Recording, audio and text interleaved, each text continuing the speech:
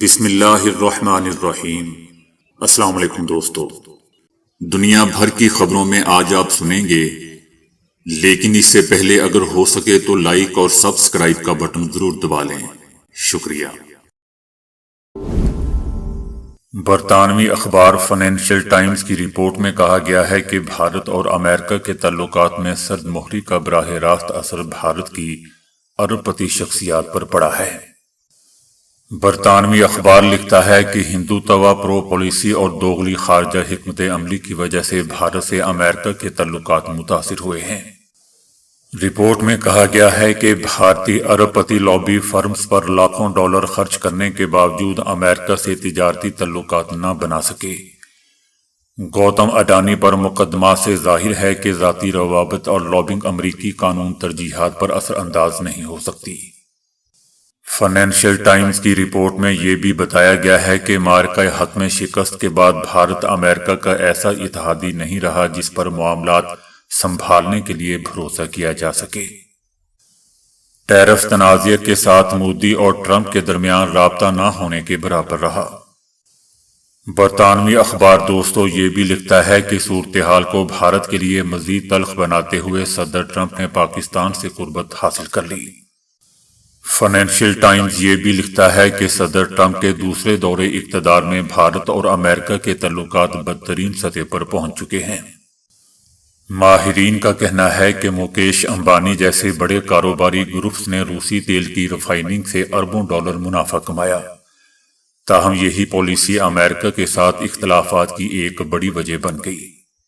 Financial Times یہ بھی لکھتا ہے کہ اگرچہ امریکہ بھارت کو چائنا کے مقابل ایک اہم شراکت دار سمجھتا تھا، لیکن موجودہ صورتحال میں بھارت کا رویہ تشویش کا باعث بن چکا ہے۔ جنگی جنون میں مبتلا بھارت نے بھارتی ایئر فورس نے پاکستانی سرحد کے قریب گجرات کے علاقے میں کچھ بڑے پیمانے پر فضائی مشقوں کا اعلان کیا ہے، اور اس سلسلے میں 20 جنوری سے 21 جنوری تک فضائی حدود کو بین الاقوامی پروازوں کے لیے بند کر کے انڈین ایئر فورس کی مشق کے لیے ریزرو کرنے کا نوٹس ٹو ایئر مین جاری کر دیا گیا ہے۔ ان مشقوں میں رافیل، سخوئی 30 MKI اور اس کے علاوہ لڑاکے طیارے حصہ لیں گے۔ ان مشقوں میں تیز رفتار پروازیں، ہوائی لڑائی کی مشق اور ممکنہ طور پر لائیو فائرنگ یا بمباری کی تربیت بھی شامل ہوگی۔ پاکستان کے ساتھ بھارت کی جنوبی سرحد کے حساس علاقے پر محیط ہے، جس میں بحر عرب، سرکریک، راجکوٹ اور احمد آباد کے نزدیکی علاقے شامل ہیں۔ غزہ میں انسانی بحران بدستور سنگین ہے، جس کے باعث 10 ممالک نے اسرائیل سے غزہ میں امداد کی راہ میں حائل رکاوٹیں ختم کرنے کا مطالبہ کیا ہے۔ اسرائیل پر دباؤ ڈالنے والے ممالک میں کینیڈا، برطانیہ، فرانس اور دیگر ممالک شامل ہیں۔ ان ممالک نے مشترکہ بیان میں کہا ہے کہ غزہ میں 16 لاکھ افراد شدید غذائی عدم تحفظ کا شکار ہیں۔ سردی اور بارش سے غزہ میں حالات مزید خراب ہو چکے ہیں اور 13 لاکھ افراد کو فوری پناہ کی بھی ضرورت ہے۔ بنگلہ دیش کی پہلی خاتون وزیر اعظم خالدہ ضیاء کی نماز جنازہ ادا کر دی گئی۔ خالدہ ضیاء کی نماز جنازہ دوستو ڈھاکہ میں بنگلہ دیش کی پارلیمنٹ ہاؤس کے سامنے ادا کی گئی۔ چیف ایڈوائزر بنگلہ دیش ڈاکٹر محمد یونس بھی نماز جنازہ میں شریک ہوئے، جبکہ حکومت پاکستان کی نمائندگی اسپیکر قومی اسمبلی سردار ایاز صادق نے کی۔ خالدہ ضیاء کو ان کے شوہر اور سابق صدر بنگلہ دیش ضیاء الرحمن کے پہلو میں سپرد خاک کیا گیا۔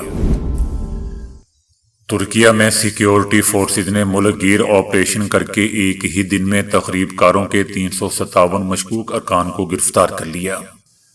استنبول کے شہر میں 110 ایسے مشکوک افراد کو بھی گرفتار کیا گیا جو نئے سال کے موقع پر استنبول میں تخریب کارانہ کارروائیوں کا منصوبہ بنا رہے تھے۔ یہ تمام افراد پوری ترکیہ میں تخریب کاری کا منصوبہ بنا رہے تھے۔ سعودی عربیہ نے قومی سلامتی کو لاحق خطرے میں نمٹنے کے لیے تمام وسائل استعمال کرنے کا اعلان کر دیا ہے۔ یمن کی صورتحال کے پیش نظر شاہ سلمان بن عبد العزیز کی زیر صدارت کابینہ کا اجلاس ہوا۔ کابینہ نے جمہوریہ یمن کی قانونی حکومت کی جانب سے اماراتی فوج کے انخلاء کی حمایت کرتے ہوئے امید ظاہر کی کہ متحدہ عرب امارات اس پر عمل درآمد کرے گا۔ متحدہ عرب امارات کی حکومت نے اعلان کیا ہے کہ اس نے یمن میں اپنی تعینات کی ہوئی افواج کے یونٹس کا مشن رضاکارانہ طور پر ختم کر دیا ہے۔ متحدہ عرب امارات نے 2019 میں یمن سے اپنی فوج واپس بلا لی تھی، تاہم تخریب کاری کو ختم کرنے کے لیے کچھ خصوصی یونٹس یمن میں ابھی بھی تعینات تھے۔ اس سے پہلے یمن کی صدارتی کونسل نے متحدہ عرب امارات کے ساتھ مشترکہ دفاعی معاہدہ منسوخ کرنے کا اعلان کیا تھا۔ یمن کی صدارتی کونسل نے کہا تھا کہ یمن میں موجود UAE کی تمام فورسز کو 24 گھنٹوں کے اندر ملک چھوڑنا ہوگا۔ سعودی اتحاد نے کہا ہے کہ یہ کارروائی متحدہ عرب امارات کی حمایت یافتہ جنوبی علیحدگی پسند تنظیم سدرن ٹرانزیشنل کونسل کو فراہم کی جانے والی غیر ملکی فوجی معاونت کے خلاف کی گئی۔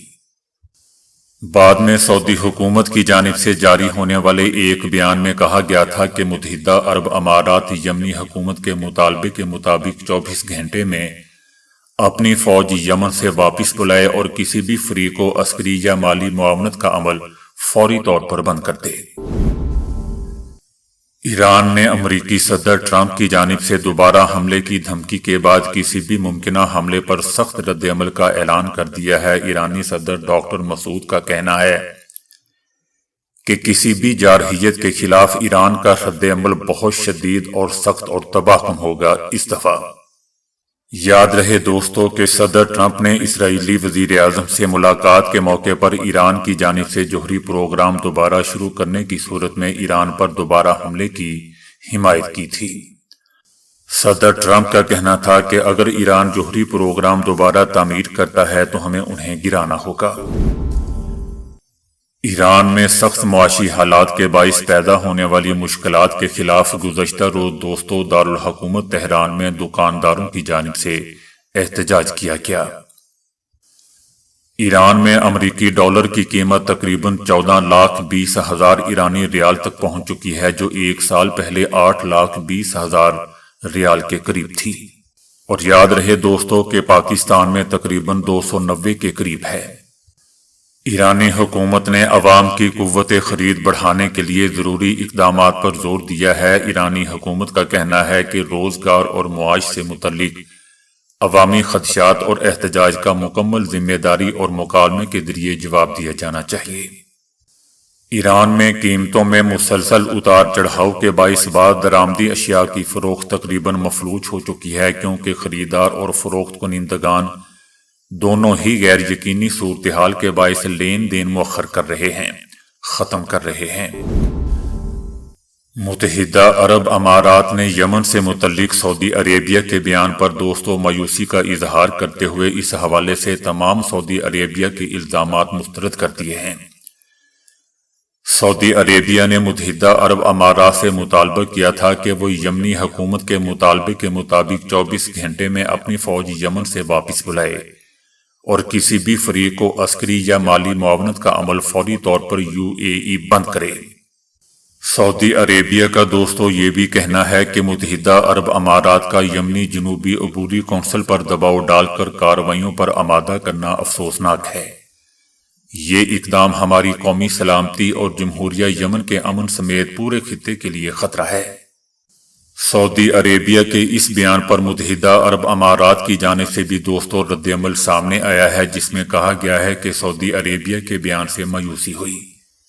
یمن سے متعلق ہم تمام الزامات کو مسترد کرتے ہیں۔ متحدہ عرب امارات کا یہ بھی کہنا تھا کہ مقلا بندرگاہ پر لنگر انداز ہونے والے جہازوں پر اسلحہ نہیں تھا۔ بندرگاہ پر جہاز یمنی گروپ کے لیے نہیں، اماراتی فورسز کے لیے تھے۔ یمن میں ہونے والی حالیہ پیش رفت سے ذمہ داری سے نپٹنا چاہیے۔ متحدہ عرب امارات کی طرف سے یہ بھی کہا گیا ہے کہ یمن کی حالیہ صورتحال کو مزید کشیدہ نہیں ہونے دینا چاہیے۔ سعودی اتحادی فورسز کا یمن میں حملہ بہت ہی حیران کن ہے، ایسا دوستو متحدہ عرب امارات کا کہنا ہے۔ صدر رجب طیب اردوان نے کہا ہے کہ اسرائیل کی جانب سے خود ساختہ جمہوریہ صومالی لینڈ کو باضابطہ طور پر تسلیم کرنے کا فیصلہ غیر قانونی اور ناقابل قبول ہے، اور یہ اقدام افریقہ میں عدم و استحکام بڑھانے کے لیے ہے۔ صومالیہ کے صدر حسن شیخ محمود کے ہمراہ مشترکہ پریس کانفرنس سے خطاب کرتے ہوئے صدر رجب طیب اردوان کا کہنا تھا کہ ترکیہ صومالیہ کی خود مختاری اور علاقائی سالمیت کی مکمل حمایت کرتا ہے۔ رجب طیب اردوان کا کہنا تھا کہ ترکیہ اور صومالیہ کے درمیان طے پانے والے دو طرفہ معاہدے کے تحت ترکیہ 2026 میں صومالیہ کے ساحلی علاقوں میں توانائی کے وسائل کی تلاش کے لیے کھدائی کا آغاز کرے گا۔ ماہرین کا بھی دوستو کہنا ہے کہ اسرائیل کے حالیہ فیصلے پر علاقائی سطح پر رد عمل میں اضافہ متوقع ہے۔ افغانستان میں طالبان حکومت کی تعلیمی اور فکری پالیسیوں پر ایک بار پھر شدید سوالات اٹھائے جا رہے ہیں۔ طالبان نے دوستو یونیورسٹیوں کی نصابی کتب سمیت سینکڑوں عوامی کتابوں پر پابندی عائد کر دی ہے، جس سے ملک میں تعلیمی سرگرمیاں شدید متاثر ہو رہی ہیں۔ دی افغانستان انالیسز نیٹ ورک کا کہنا ہے کہ طالبان نے 670 سے زائد یونیورسٹی سطح کی نصابی کتب اور بڑی تعداد میں عمومی مطالعے کی کتابوں کو ممنوع قرار دے دیا ہے۔ رپورٹ میں یہ بھی بتایا گیا ہے کہ انسانی حقوق، جمہوریت، آئینی قانون، انتخابی نظام، سوشیالوجی اور فلسفہ اخلاق جیسے مضامین کو یا تو مکمل طور پر ختم کر دیا گیا ہے یا شدید حد تک محدود کر دیا گیا ہے۔ خواتین مصنفین اور ایرانی مصنفین کی کتابوں پر بھی پابندی لگا دی گئی ہے۔ امریکی اخبار نیو یارک ٹائمز نے انڈیا کی RSS کی 100 سالہ تاریخ پر دوستو ایک تفصیلی اور تنقیدی رپورٹ شائع کی ہے، جس میں اس تنظیم کے نظریات، سیاسی اثر و رسوخ اور بھارت کی موجودہ سیاست پر اس کے کردار کا جائزہ لیا گیا۔ اس خفیہ اور نیم عسکری تنظیم کے طور پر یہ تنظیم قائم ہوئی، جس کا بنیادی نظریہ ہندو قوم پرستی ہے۔ اخبار کا کہنا ہے کہ RSS کے تربیتی کیمپس فوجی طرز پر قائم کیے گئے، جہاں مذہبی شناخت کی بنیاد پر منظم نظریاتی تربیت دی جاتی ہے۔ نیو یارک ٹائمز کے تجزیے میں کہا گیا ہے کہ RSS کا مقصد بھارت کو ایک ہندو قوم پرست ریاست میں تبدیل کرنا ہے۔ رپورٹ میں کہا گیا ہے کہ 1992 میں بابری مسجد کی شہادت کے بعد RSS اور بھارتیہ جنتا پارٹی نے مذہبی سیاست کو منظم انداز میں فروغ دیا۔ نیو یارک ٹائمز دوستو لکھتا ہے کہ BJP محض ایک سیاسی جماعت ہی نہیں بلکہ RSS کا سیاسی چہرہ بھی ہے۔ رپورٹ میں دعویٰ کیا گیا ہے کہ بھارت میں اقلیتوں کی حیثیت بتدریج کمزور ہو رہی ہے اور وہ خود کو دوسرے درجے کے شہری محسوس کر رہے ہیں۔ نیو یارک ٹائمز دوستو یہ بھی لکھتا ہے کہ RSS نے درجنوں ذیلی تنظیموں کے ذریعے سیاست، تعلیم، میڈیا، عدلیہ اور سیکیورٹی اداروں میں اثر و رسوخ بڑھایا۔ 100 سالہ حکمت عملی کا مرکزی نقطہ ہندو بالادستی کا قیام رہا، جس کے اثرات آج بھارتی سیاست اور سماج میں واضح طور پر دیکھے جا سکتے ہیں۔ سابق DGISI جنرل فیض حمید کے وکیل نے دعویٰ کیا ہے کہ ان کا موکل یعنی جنرل فیض حمید سابق وزیر اعظم عمران خان کے خلاف کسی بھی مقدمے میں سرکاری گواہ نہیں بن رہے، جیسا کہ دوستو فیصل واولا نے بتایا تھا۔ انہوں نے ان دعووں کو قیاس آرائی پر مبنی اور بے بنیاد قرار دے دیا۔ یہ وضاحت دوستو ایسے وقت میں سامنے آئی ہے جب بعض وفاقی وزراء اور اسٹیبلشمنٹ سے قربت کے حوالے سے معروف سینیٹر فیصل واوڈا متعدد مرتبہ یہ بیان دے چکے ہیں کہ سابق DGISI فیض حمید عمران خان کے خلاف گواہی دیں گے۔ اس کے علاوہ عمران خان اور فیض حمید کے درمیان مبینہ گٹھ جوڑ خصوصاً 9 مئی 2023 کے پرتشدد واقعات کے تناظر کے بارے میں بھی قیاس آرائیاں کی جا رہی ہیں۔ پاکستان اور بھارت کے درمیان تعلقات میں کشیدگی کے باوجود دوستو بھارتی وزیر خارجہ جے شنکر کی اسپیکر قومی اسمبلی پاکستان سردار ایاز صادق سے ملاقات کی اور مصافحہ بھی کیا، جسے سیاسی حلقوں میں ایک حیران کن پیش رفت قرار دیا جا رہا ہے۔ اسپیکر قومی اسمبلی سردار ایاز صادق اور بھارتی وزیر خارجہ جے شنکر کے درمیان ملاقات ڈھاکہ میں ہوئی، جہاں دونوں رہنما بنگلہ دیش کی سابق وزیر اعظم خالدہ ضیاء کے جنازے میں شرکت کے لیے موجود تھے۔ بتایا جا رہا ہے کہ بھارتی وزیر خارجہ جے شنکر خود چل کر اسپیکر قومی اسمبلی سردار ایاز صادق کے پاس آئے اور دونوں کے درمیان خوشگوار جملوں کا بھی تبادلہ ہوا۔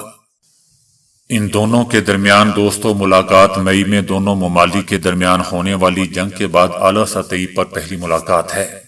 لڑائی کی وجہ سے دونوں ممالک نے ہر قسم کے سیاسی اور سفارتی رابطے بھی ختم کر دیے تھے۔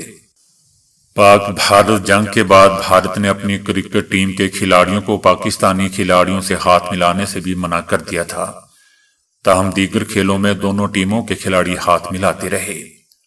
تو دوستو ابھی کے لیے اتنا ہی۔ ویڈیو کو لائک اور شیئر کرنے کا بہت بہت شکریہ۔